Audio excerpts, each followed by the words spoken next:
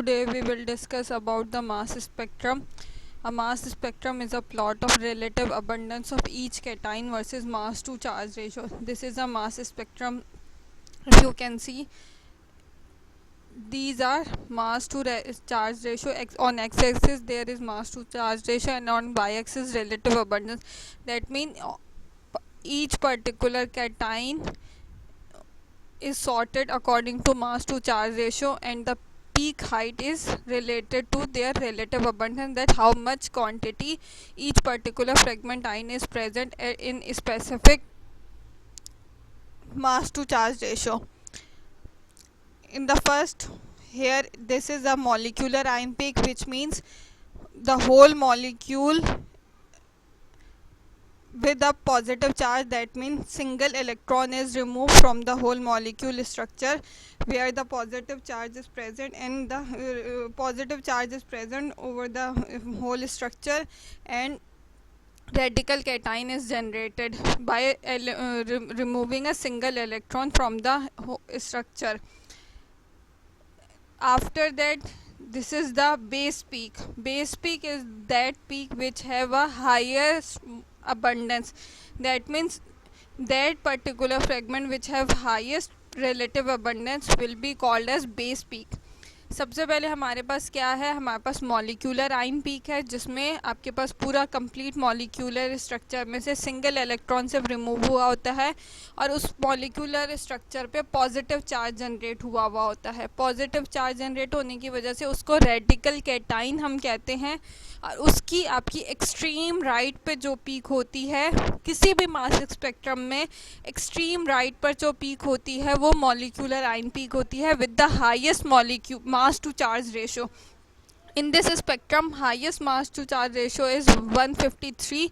तो ये extreme right पे जो आपके पास पीक है ये मॉलिक्यूलर आयन पीक की पीक होती है, और उसके बाद आप जैसे जैसे आपका लेफ़्ट साइड पे ट्रैवल होता जाएगा, यानी कि lower mass to charge ratio पे ट्रैवल होता जाएगा, तो उसमें आपके पास फर्दर फ्रेगमेंट्स आइंस की पीक्स आती रहती हैं.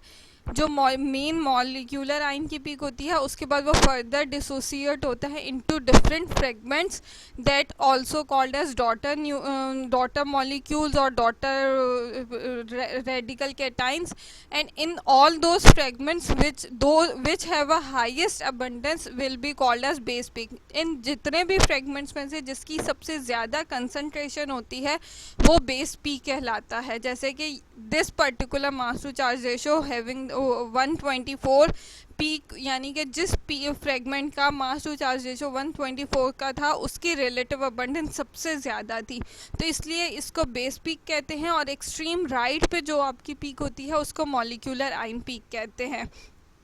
ये आपके मेन जो मास स्पेक्ट्रम है उसमें ये दो पीक्स को सबसे पहले आप जब भी आप इस स्पेक्ट्रा की इंटरप्रिटेशन करने जा रहे होते हैं तो इन दो पीक्स को आप सबसे पहले आइडेंटिफाई करते हैं. कौन सी? जो एक्सट्रीम आपके पास लेफ़्ट पे राइट पे पीक है वो है मॉलिक्यूलर आयन की पीक, जिसका highest mass to charge ratio होता है, और उसके बाद आपके पास जिसकी सबसे ज़्यादा अबंडेंस होती है वो बेस पीक कहलाती है. वो 124 इस स्पेक्ट्रा में, इस पर्टिकुलर स्पेक्ट्रा में 124 आपका बेस पीक है. अगर आप स्ट्रक्चर देखें तो इस स्ट्रक्चर का जो मॉलिक्यूलर वेट है वो 153 का मॉलिक्यूलर वेट है, और आपके पास यहाँ पे जो हाईएस्ट एक्सट्रीम लेफ्ट पे जो पीक मिल रही है वो भी आपके पास 153 की है, तो ये मॉलिक्यूलर आयन पीक होती है. उसके बाद फर्दर इस कंप्लीट मॉलिक्यूल में से एक सिंगल इलेक्ट्रॉन निकल के गए, जिसकी वजह से ये रेडिकल कैटाइन बन गया, और इसका मास टू चार्ज रेशियो पे 153 पे आपको पीक मिल गई. और उसके बाद फर्दर ये कहाँ से ब्रेक हो सकता है, ये यहाँ से ब्रेक हो सकता है, ये हाइड्रोक्सिल निकल के जा सकता है, हाइड्रोक्सिल निकल के जा सकता है, यहाँ से ब्रेक हो सकता है. तो जहाँ से ब्रेक होने के बाद इसके फ्रेगमेंट्स बनते जाएंगे. फॉर एग्जांपल ये साइड चेन ब्रेक हो गई, उसके बाद इस साइड चेन के जो मासेस हैं वो रिमूव हुए, उसका फॉर एग्जांपल इसकी भी क्या, आई एम नॉट श्योर कि इस पर्टिकुलर उसके लिए इसको इंटरप्रेटेड हमने नहीं किया, जैसे आपको समझाने के लिए आप यहाँ पे बोल रही हूँ कि यहाँ से ब्रेक होता है तो फिर रिमेनिंग जो रेडिकल कैटाइन बनेगा उसका जितना mass to charge ratio for example 124 का है, और इसके रिलेटिव अबंडेंस जो पूरे फ्रेगमेंट्स आपके पास बने हैं बम्बार्डमेंट ऑफ इलेक्ट्रॉन चार न्यूक्लियाई, उसकी वजह से जितने फ्रेगमेंट्स बने हैं उनमें से फॉर एग्जांपल इस पूरे फ्रेगमेंट की सबसे ज़्यादा कंसंट्रेशन और उसका मास टू चार्ज रेशो 124 है, तो ये स्पेक्ट्रम की बेस पीक कहलाएगी। अभी जो हमने प्रीवियस लेक्चर में मास स्पेक्ट्रोस्कोपी की जो इंस्ट्रूमेंटेशन की टेक्निक पढ़ी थी, जिसमें आयनाइजेशन में हमने यूज़ कर रहे थे हाई एनर्जी इलेक्ट्रॉन्स, उस टेक्निक को बेस करते हुए इसका नाम दिया गया है electron ionization mass spectrometry, that is EIMS। This technique was first developed and for a time was one most widely use, उस टाइम पे सबसे ज़्यादा यूज होती थी। इट इज़ लिमिटेड, ये वाली टेक्निक सबसे पहले मास स्पेक्ट्रोमेट्री के लिए यूज़ हुई और ये सबसे ज़्यादा यूज़ होती थी। फर्दर क्या होता क्या, जैसे जैसे एडवांसमेंट होती गई इस आयनाइजेशन टेक्निक्स में भी एडवांसमेंट होती गई, यानी कि डिफरेंट अप्रोचेस यूज़ की जाने लगी for getting a radical cation, यानी कि जो इलेक्ट्रॉन की रिमूवल है, जिसके एक सिंगल इलेक्ट्रॉन के रिमूवल के बाद जो रेडिकल कैटाइन जनरेट होना है, इस जनरेशन के लिए डिफरेंट टेक्निक्स यूज़ होती गई फॉर जैसे जैसे एडवांसमेंट होती गई। It is limited however to relatively low molecular weight. अब इसकी लिमिटेशन क्या थी, ये electron ionization low molecular weights के लिए तो सही था कि आपके पास जो लो मॉलिक्यूलर वेट कंपाउंड्स हैं उसमें आप हाई एनर्जी इलेक्ट्रॉन्स की बम्पार्टमेंट करें और उसमें से इलेक्ट्रॉन रिमूव हो जाता है, रेडिकल कैटाइन बन जाता है, उसकी एनालिसिस हो जाती थी। लेकिन अब जो मॉलिक्यूल जिसमें हाई मॉलिक्यूलर वेट थे वो उनकी एनालिसिस EIMS टेक्निक के थ्रू नहीं हो पाती थी। So in recent year, a revolution in ionization technique has extended the use of mass spectrometry to very high molecular weight।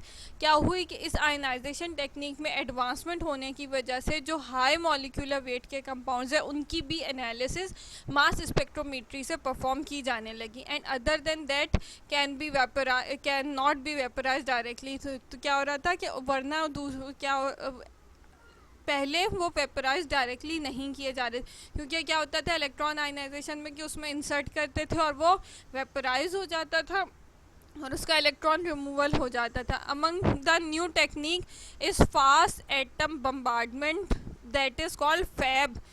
क्या है, FAB, fast atom bombardment which use high energy particles. पहले वाली EI में क्या था, electron ionization में high energy electrons use हो रहे थे, यहाँ पे हाई एनर्जी पार्टिकल्स, जिसमें कौन कौन से हैं, such as xenon atom accelerated to kilo electron volt energies, यानी कि क्या है, ज़ीनॉन एटम जो हैं वो कहाँ तक एक्सेलरेट कर सकते हैं, किलो इलेक्ट्रॉन वोल्ट्स। अगर आपको याद होगा in the previous lectures we have discuss about 8 to 15 electron volt की आयनाइजेशन एनर्जी की, हम उससे इलेक्ट्रॉन के रिमूवल से रेडिकल कैटाइन जनरेट कर रहे थे। लेकिन अब फैब क्या है, किलो इलेक्ट्रॉन वोल्ट्स की एनर्जी की भी आयनाइजेशन पोटेंशियल जनरेट कर सकता है, जिसकी वजह से अब bombardment a dispersion of compound in a non volatile matrix. क्या होगा, नॉन वोलेटाइल, जो वोलेटाइल नहीं भी हैं उनके भी क्या हो सकता है, उसका भी इलेक्ट्रॉन रिमूवल होकर रेडिकल कैटाइन जनरेट हो सकता है, प्रोड्यूसिंग आइन of the compound and expelling them into the gas space. इससे क्या होगा, फैब से क्या हो रहा है, हाई मॉलिक्यूलर वेट जो कि वॉलेटाइल इन नेचर नहीं थे उनका भी, क्योंकि किलो इलेक्ट्रॉन वोल्ट की एनर्जी पार्टिकल यूज़ हो रहे हैं, हाई एनर्जी पार्टिकल यूज़ हो रहे हैं, तो उसकी वजह से वो उनके इलेक्ट्रॉन को एक्सेलरेट करके क्या करता है, उसकी हाई एनर्जी एटम की वजह से वो हाई मॉलिक्यूलर वेट के भी इलेक्ट्रॉन को एक्सपेल आउट करके रेडिकल कैटाइन जनरेट कर सकता है। इसी तरह से एक सेकंड टेक्निक है, second technique is matrix assisted laser desorption ionization mass spectrometry. अगर आप इसको शॉर्ट फॉर्म में करें तो क्या कहते हैं, मालदी हम इसको कहते हैं, विच यूजेस, मालदी में क्या आयनाइजेशन टेक्निक यूज़ की जाती है, which uses photons from N energetic laser. क्या किया जाता है, एनर्जेटिक लेज़र से फोटोन्स यूज़ करे जाते हैं फॉर द सेम पर्पस। कौन से पर्पस के लिए, ताकि आपके पास इलेक्ट्रॉन की रिमूवल परफॉर्म की जा सके। क्या हो रहा है, फोटोन्स यूज़ किए जा रहे हैं एनर्जेटिक लेज़र से। Third technique is a chemical ionization, यानी कि केमिकल आयनाइजेशन, केमिकल के यूज़ से केमिकल आयनाइजेशन यूज़ होती है, which uses gas phase acid base reaction to produce ions. Gas phase acid base reaction के बेसिस पे ions produce किए जाते हैं, जिसमें chlorine is particularly useful for identifying the molecular mass of base. Chlorine को use करते हुए molecular masses of base को ब्रोंस्टेड, ल्यूरी और लुइस जो वो बेसिस हैं उनको या उनके कॉन्जुगेटेड एसिड्स को इजीली आप उनको आयोनाइज करके उनकी आइडेंटिफिकेशन परफॉर्म कर सकते हैं। In addition electro spray ionization mass spectrometry, that is ESIMS has become increasingly popularity. क्या है ESI क्या है? Electro spray ionization. इसमें आप पोलर एंड बेसिक कंपाउंड्स की एनालिसिस इस टेक्निक के थ्रू परफॉर्म की जा सकती है।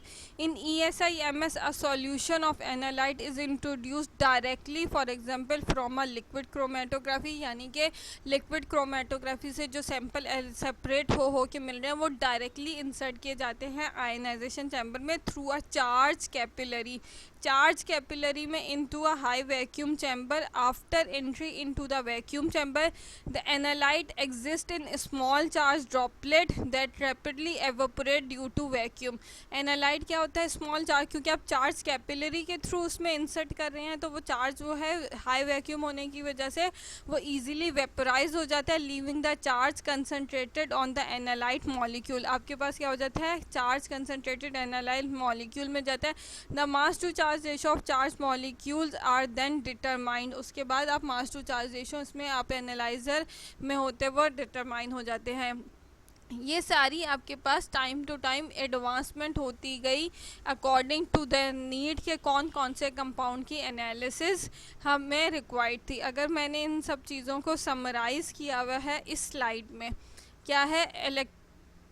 EIS जो हमारे पास सबसे पहले यहाँ पे टेक्निक थी EIMS electron ionization mass spectrometry, इसको IS टेक्निक भी कहा जा सकता है। Thermally volatile and stable compounds के लिए क्या था कि वो जो volatile easily volatile in nature के हैं, स्मॉल मॉलिक्यूलर वेट हैं, उनको EIS से हम एनालाइज कर सकते हैं कि उनको इंसर्ट करते हैं, उन पे बम्बार्टमेंट होती है इलेक्ट्रॉन की, वो इलेक्ट्रॉन एक सिंगल इलेक्ट्रॉन रिमूव हो जाता है, रेडिकल सिकेटाइन जनरेट हो जाता है।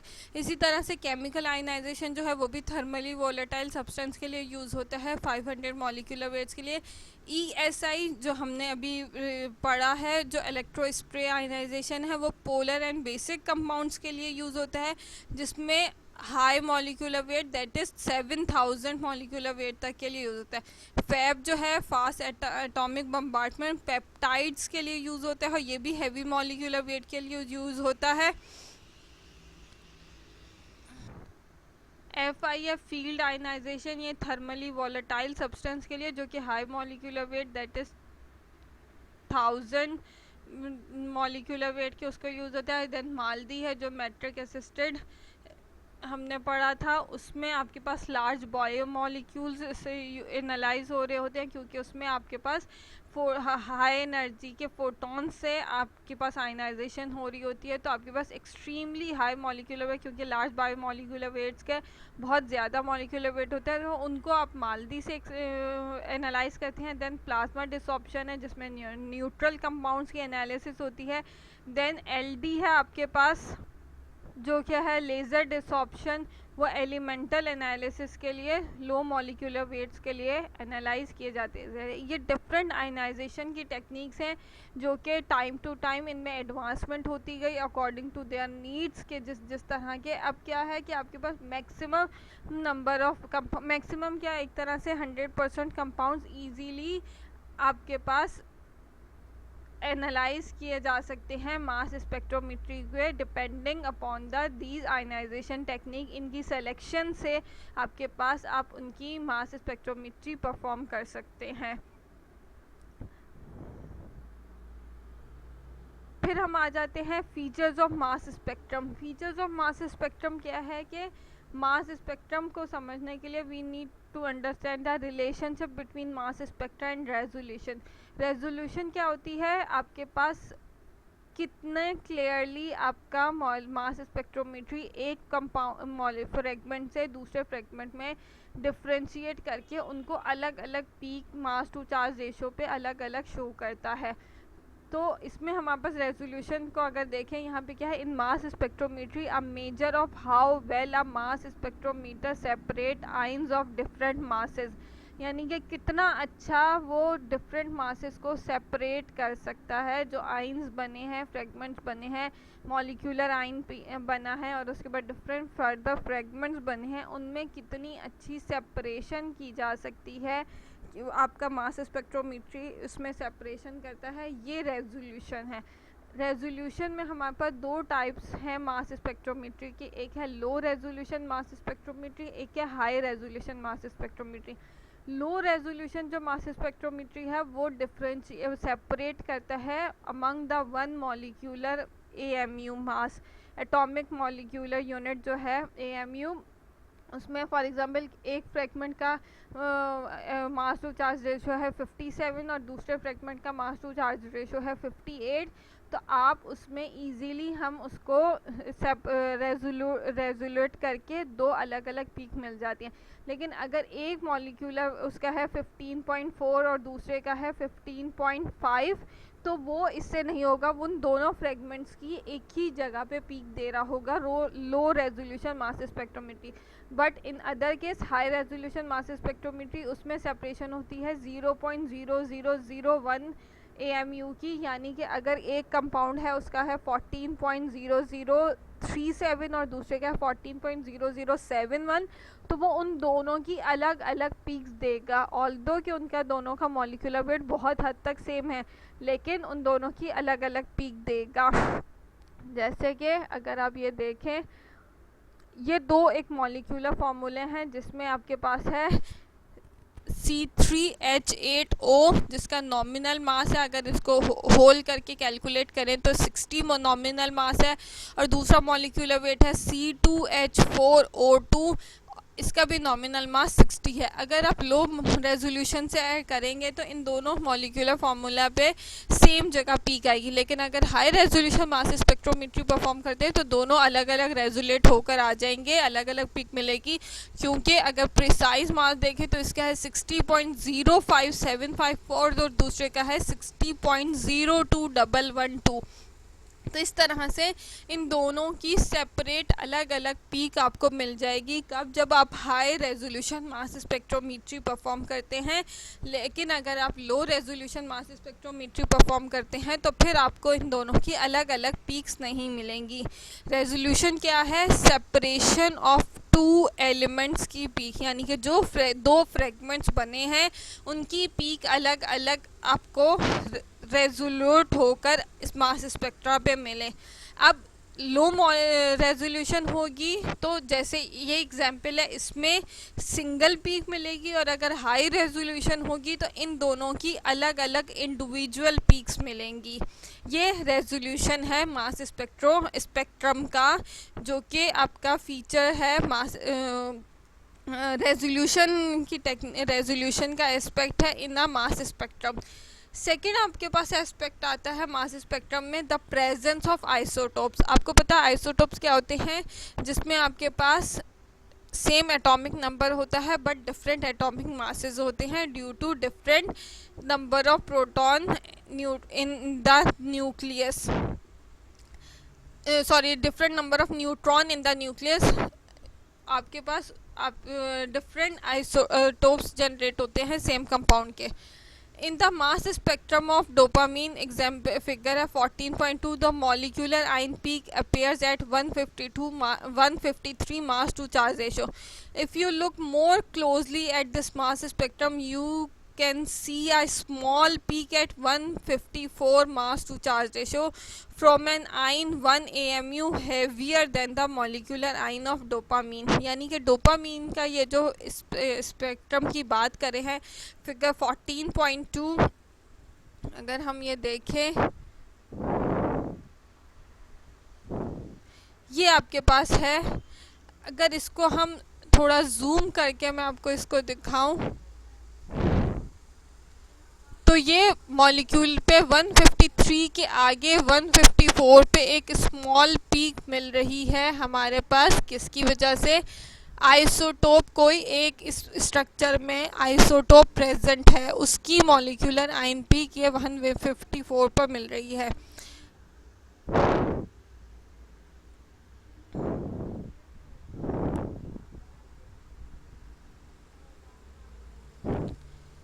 From an ion 1 AMU heavier than the molecular ion, this peak is actually the sum of 4 separate peaks, each of AMU 154 and each corresponding to the presence in the ion of single heavier isotope। यानी कि hydrogen, carbon, nitrogen और oxygen in dopamine में कोई एक atom आपके पास heavier isotope form में present हो सकता है, जिसकी वजह से जो कंप्लीट उसका मॉलिक्यूलर मास बना वो 153 के बजाय 154, उसकी वजह से एक आपके पास हायर m+1 यानी कि जो मॉलिक्यूलर आयन पीक थी वो m पे 153 पे थी, और उसकी +1 यानी कि कोई एक हैवियर इस स्ट्रक्चर में मौजूद होने की वजह से m+1 पे 154 पे भी इसकी पीक मिल रही है। और अगर इसी सिचुएशन में हमारे पास m+1 m+2 यानी कि 154 या 155 पर भी हमें पीक्स मिलती हैं, ये आपके पास प्रेजेंस ऑफ आइसोटोप्स को शो करती हैं।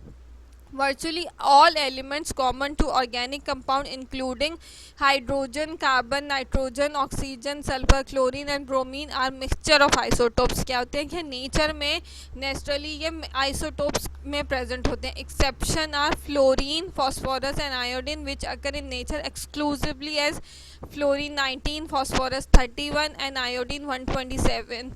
Table 14.2 show average atomic weights for the element most common to organic compounds along with the masses and their relative abundance। यानी कि आपके पास अगर ये टेबल देखें तो इसमें ये सारे जो एलिमेंट्स हैं, hydrogen atomic weight 1.00, isotope hydrogen 1, deuterium H2 को ड्यूट्रियम भी किया जाता है। प्रिसाइज मास देखें तो इसका है 1.00783 और इसका है 2.01410। रिलेटिव अबंडेंस है इसकी 100% और रिलेटिव अबंडेंस है this isotope of hydrogen 0.016%। Carbon पर अगर हम आए तो 12 आपका इसका एटॉमिक वेट है, लेकिन आइसोटोप में आपके पास C12 और C13 यानी कि मास अगर देखें तो आपके पास 12 और 13.0034 का मास होता है। रिलेटिव अबंडेंस 100 to 1.1 यानी कि 1 to 100 का रेशो है। 100 मॉलिक्यूल्स में से एक कार्बन 13 हो सकता है नेचर में। नाइट्रोजन में अगर आप देखें तो N14 N15 ये इसका molecular mass, relative abundance 100 to 0.38। Oxygen 16, oxygen 17, oxygen 18। अच्छा देखें अब ये ऑक्सीजन जब 18 है तो इस सिचुएशन में आपके पास m+2 पीक मिलती है। ऑक्सीजन की m पीक होगी, ये m+1 पीक देगा, ये m+2 पीक देगा। 15, 16, 17 इसका मास है। अबंडेंस अगर आप देखें 100, 0.2 एंड 0.04 एंड 0.20 ये रिलेटिव अबंडेंस है इनके रेशो में। Sulphur 32, sulphur 33, sulphur 34, 31, 32, 33। अबंडेंस 100, 0.78, 4.40%। काफ़ी ज़्यादा हाई परसेंटेज है सल्फर 34 की, जिसकी वजह से m+2 की पीक की अबंडेंस रिलेटिवली ज़्यादा हो सकती है। क्लोरीन 35 एंड देन 37, 34 एंड 36 मास है। 100 to 31 यानी कि 1:3 का रेशो होता है क्लोरीन की अबंडेंस होने का, यानी कि इसमें m+2 पीक मिलने का। Bromine 79 and 81, 17 and 80 mass, 100 and 98 यानी कि इन दोनों में अराउंड अगर देखा जाए तो 1:1 का रेशो है ब्रोमीन की प्रेजेंस का। यानी कि अगर एक सिंगल कोई एक कंपाउंड है उसमें ब्रोमीन के 2 मॉलिक्यूल प्रेजेंट है तो मोस्ट प्रोबेबली उसमें से एक ब्रोमीन 79 हो और एक ब्रोमीन 81 का मास रखता हो, यानी कि इसका 1:1 का रेशो है। इन सब की वजह से M+1 और M+2 यानी कि जो मॉलिक्यूलर आयन पीक है उससे लिटिल हैवियर M+1 की पीक और M+2 उससे ज़्यादा मास, जिसकी वजह से आप मास स्पेक्ट्रा की स्टडी में आइसोटोप्स की प्रेजेंस को भी प्रेडिक्ट कर सकते हैं, यानी कि इस कंपाउंड में ये आइसोटोप प्रेजेंट हो सकते हैं, यानी कि ये एलिमेंट इन आइसोटोप फॉर्म में प्रेजेंट हो सकते हैं। ये मास स्पेक्ट्रा से प्रेडिक्ट किया जाता है। Relative abundance of M+2 M+1 peak. Relative abundance क्या है कि M की पीक कितनी होगी, M+2 की पीक M+1 की पीक क्योंकि for example chlorine in nature, chlorine 35 present है 75 इंटू 77% एंड क्लोरीन 37 प्रेजेंट है 24.23%, यानी कि 10 ratio of M to M+2 peak of approximately 3:1, यानी कि 3:1 का रेशियो है क्लोरीन का। Similarly indicate the presence of single chlorine atom in compound. Similarly bromine in nature 50.5% 79 and bromine is 81 49.5%, यानी कि 1 M to M+2 की पीक 1:1 का ratio है। ये रिलेटिव अबंडेंस है, यानी कि आप इन दोनों की पीक्स का रिलेटिव अबंडेंस कितनी परसेंटेज इन दोनों M+1 और M+2 की पीक्स है उनसे उनकी रिलेटिव अबंडेंस यानी कि कितनी कंसंट्रेशन उनकी मौजूद है उसको भी आप प्रेडिक्ट कर सकते हैं मास स्पेक्ट्रा से देखते हुए, मास स्पेक्ट्रा की स्टडी करते हुए। अगर आप ये फॉर्मूला देखिए %M+1 कितनी उसकी है इज इक्वल टू ये उसका है सबमिशन का है percent abundance of heavier isotope into number of atom in formula, यानी कि जितने नंबर ऑफ एटम है उनसे percentage of abundance heavier isotope उससे कितनी परसेंटेज है। Using this formula we can calculate the relative intensity of M+1 peak for the pentene. For example pentene के लिए हमने ये सॉल्व मतलब एक तरह से एग्जाम्पल के तौर पे सॉल्व किया, यानी कि आप इस फॉर्मूले के परसेंटेज कितनी परसेंटेज नेचर में पर्टिकुलर आइसोटोप की, फॉर एग्जाम्पल क्लोरीन है तो 35 उसका बेस सेट है तो हैवियर है 37, तो उसकी कितनी परसेंटेज है, उससे कितने नंबर ऑफ एटम फार्मूला में मौजूद हैं, तो कितने चांसेस हैं M+1 या M+2 के फाइंड पीक के आने के।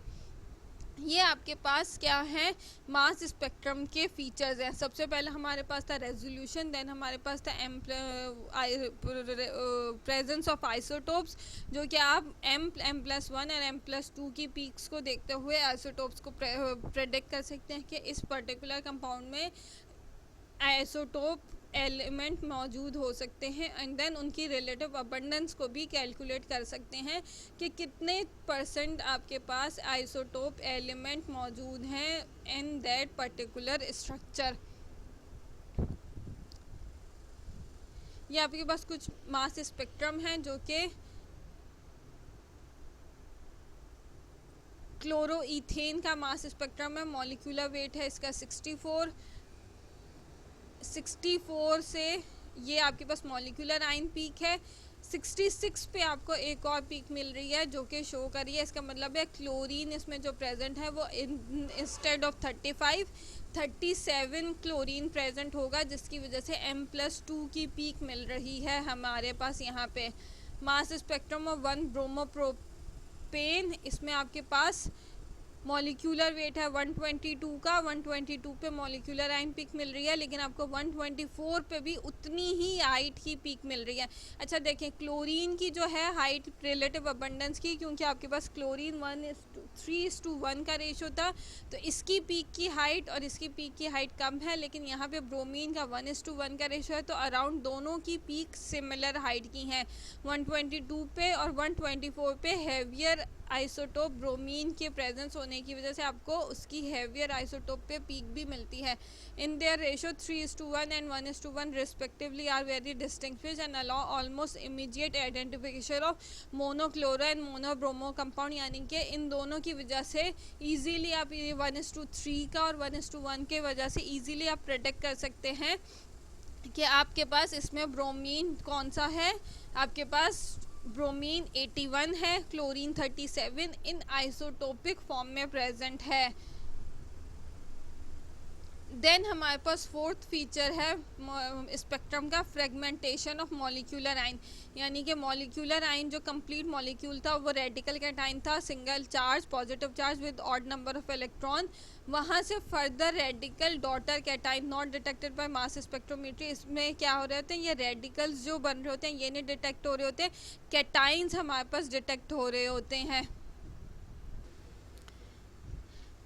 तो इसकी वजह से आपके पास फ्रेगमेंट्स यानी कि जो मॉलिक्यूलर आइन है ये फर्दर ब्रेक होगा और उसके बाद ये फर्दर फ्रेगमेंट्स में टूटेगा और उन फ्रेगमेंट्स को में जो कैटाइन्स जनरेट हो रहे होते हैं वो आपका मास स्पेक्ट्रम उसको मेजर कर रहा होता है। To attain high efficiency of molecular ion formation and to give reproducible mass spectra it is common to use electron with energies of 70 electron volt in EI यानी कि इलेक्ट्रॉन आयनाइजेशन में आपके पास 70 इलेक्ट्रॉन वोल्ट्स की energy use की जा रही होती है to generate the molecular ion to give a reproducible mass spectra.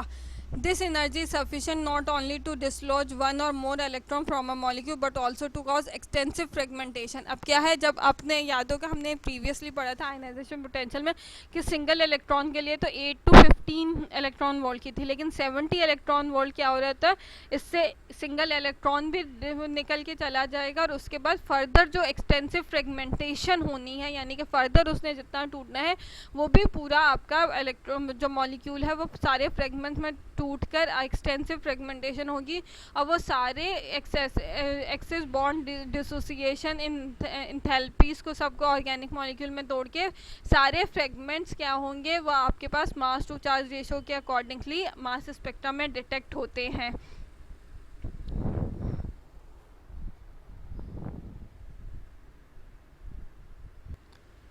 That's all for today's lecture. I hope कि आपको ये पूरा क्लियर हो गया होगा। In the next lecture we will start a mass spectra interpretation step by step. First we discuss about the alkane, alkene, alkyne and so on. So we will discuss and understand how mass spectra can be interpreted and how molecular mass of any particular compound or structure can be determined by mass spectrometry. Thank you.